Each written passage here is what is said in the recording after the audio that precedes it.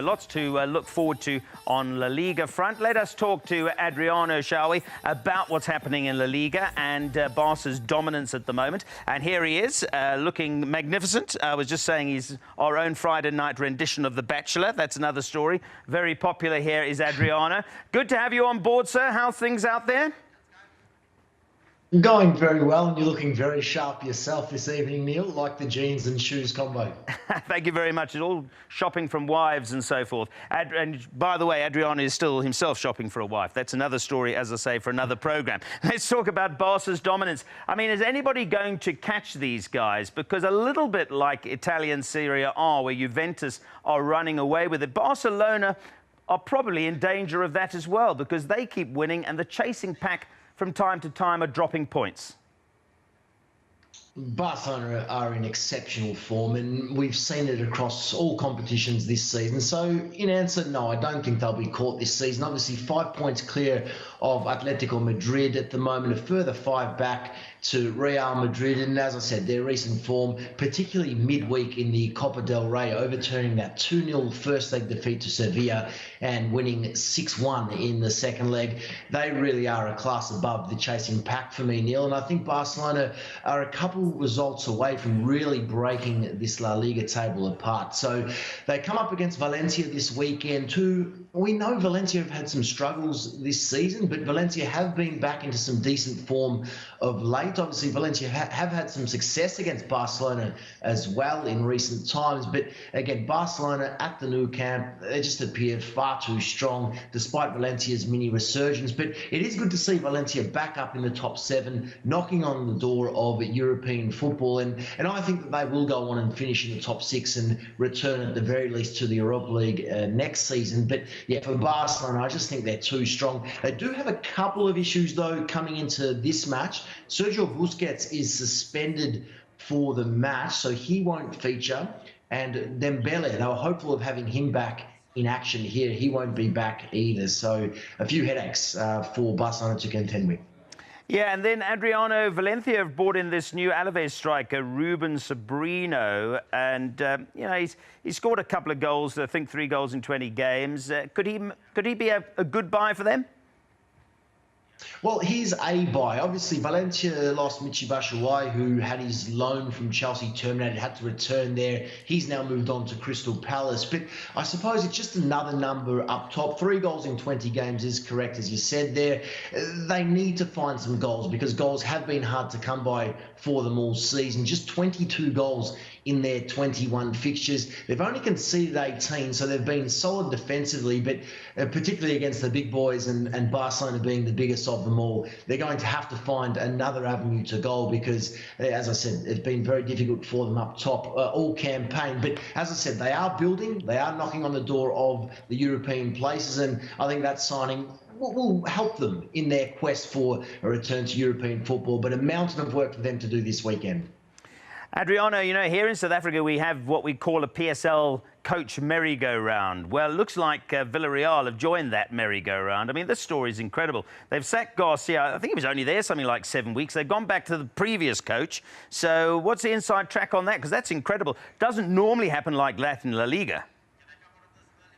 No, it doesn't. We do see that around some other competitions. Obviously, the most notable of that this season in European football took place in France with Thierry Henry and Joachim there at Monaco. But for Villarreal here, it sums up their season, doesn't it? They're 19th in the standings, as you saw a little earlier, just 3 wins this season. And under Luis Garcia, who lasted 49 days in the job and just 9 games, well, they managed to win their first game, but then winless in the next 8, and yeah, losing 3 in their last 4, including elimination in the Copa del Rey against Espanyol. And well, that was that. So Villarreal have returned to the manager who they sacked only 7 weeks ago. So it's coincidental that this weekend they take on Espanyol, the side that took care of them in the Copa del Rey previous round. So I'm curious to see what takes place, but yeah, it's certainly a sign of a struggling club desperate to remain in La Liga next season. Yeah, and I think you are right. You mentioned the Thierry Henry situation. I mentioned PSL, but we've seen it in the English league. The key is that, you know, clubs just don't have patience anymore, do they? It's a cutthroat business. You're only as good as your last win. If you string a couple of defeats together, that trap door opens quite quickly these days in football management. Well, it certainly does. And for Villarreal, we just cast your mind back 6 months ago. They finished 5th last season. Sure, they were 12 points behind 4th place Valencia, but Villarreal were in the running for a Champions League spot last season. And to think that 6-7 months later, they're 19th and really, really struggling down the bottom end of the table, with some other teams really struggling around them as well. It's not where they wanted to be. And they do have a lot of work to do, but look, I am confident this weekend. I'm very confident they can bounce back and get the points against the struggling Espanyol outfit. Right, let's move on to Real Madrid. And you probably heard me mentioning Gareth Bale up front, but Real Madrid have found a little bit of form, which is long overdue. They shouldn't really have too much problem in this fixture on the weekend. They have a very good record against the opposition. They do. They have a very good recent record against Alaves, who they take on.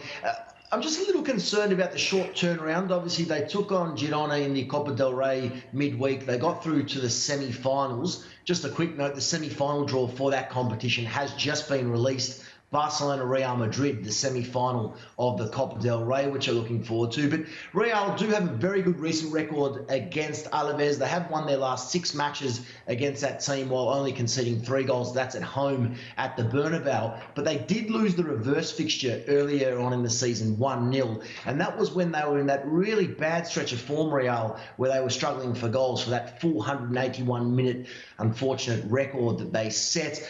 A couple of issues this weekend. Yes, Gareth Bale has been declared fit. He featured midweek briefly. However, a couple of defensive concerns with Varane and Carvajal both suspended for the match, and Sergio Ramos picking up a knock midweek against Girona in that Copa del Rey clash. So I am expecting them to get the 3 points back at the Bernabeu, particularly given Alaves' recent form. Real, of course, with 4 straight wins, but this may be a tricky one. I don't think they'll do it convincingly, but just with those key absences defensively, I think they could be put to the test here against an Alaves side who have taken some scalps over the course of the campaign, and Real, as I said, in the reverse fixture.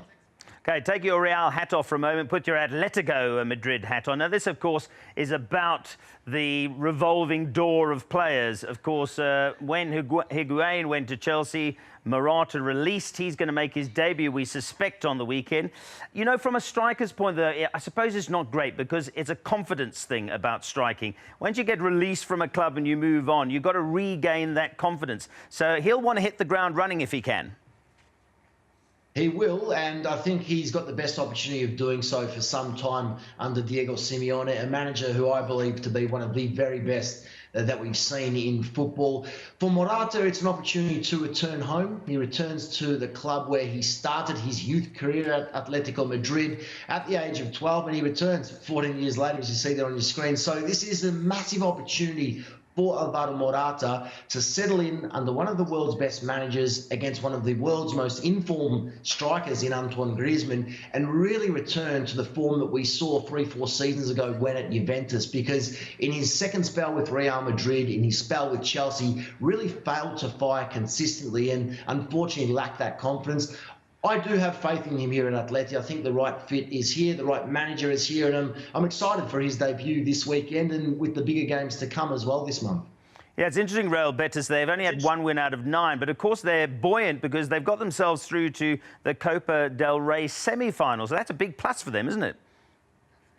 Absolutely. They'll be very excited because the final will be played at their stadium as well. So I mentioned Barca Real Madrid is one semi-final. The other semi-final, which has just been confirmed, Betis up against Valencia, and Betis to play that first leg at home. So if they can get a nice result there, defended in the second leg at the Mestalla against Valencia, Betis could be taking on Barca or Real Madrid in this season's Copa del Rey final at their own venue, which is a massive plus. They've got some winnable games coming up in the league. Of course, they're still alive in the Europa League as well. They'll take on the French Ligue 1 outfit Rennes. So it's an exciting period for Betis, despite their recent issues on the pitch. They haven't had too much success in terms of winning form of late, but look, over the course of the season, they have been very impressive and always a joy to watch Betis. So I'm excited for their upcoming fixtures.